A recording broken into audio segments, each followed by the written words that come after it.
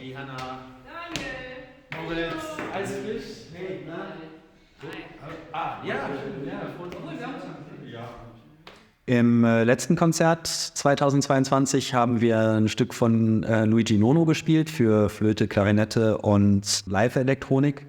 Das Stück heißt A Pier dell'Azzurro Silenzio Inquietum.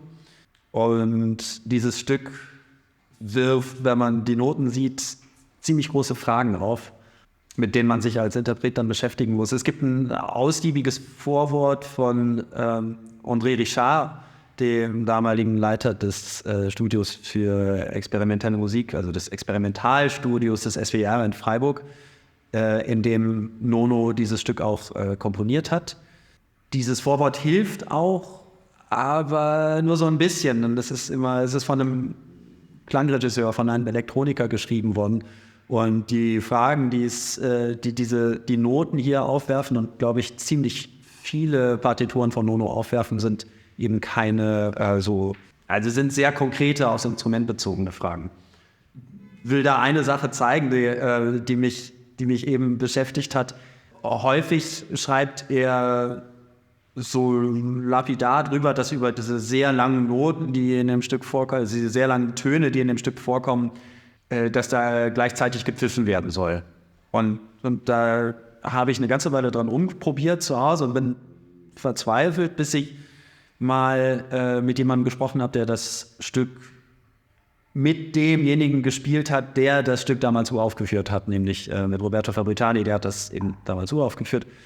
Und die meinte, ja, nee, das ist gar nicht so gemeint, dass die ganze Zeit der Pfeifton klingen soll, auch wenn das da so in den Noten steht. Nee, das soll raus und reingehen aus dem Klang. Und in der Zusammenarbeit damals mit Leuten vom Experimentalstudio des SWR, mit denen ich das zum ersten Mal aufgeführt habe, ist das dann auch nochmal bestätigt worden. Also so soll das sein.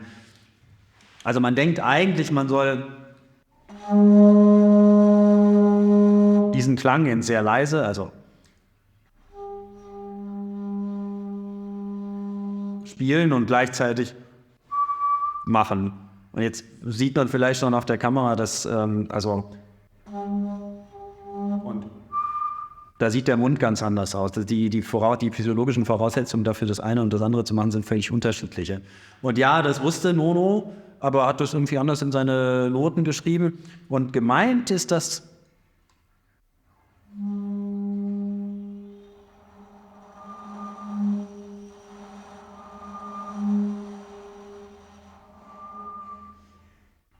sowas gemacht werden sollen.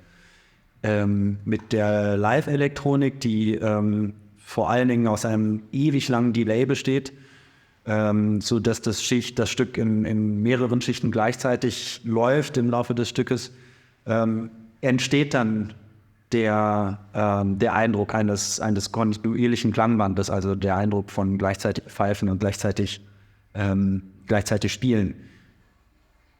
Das, was letzten Endes in den Noten steht, aber gemacht werden, also machen, tut man das anders. Was man jetzt vielleicht auch gehört hat, ist, dass sehr viel Luft dabei ist. Nicht dieser für Flöte verhältnismäßig reine Klang, den die Noten suggerieren sollen. So eine permanente Beimischung von Luft.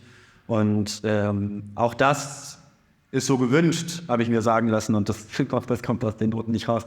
Ist also auch ein schönes Beispiel, finde ich, dafür, wie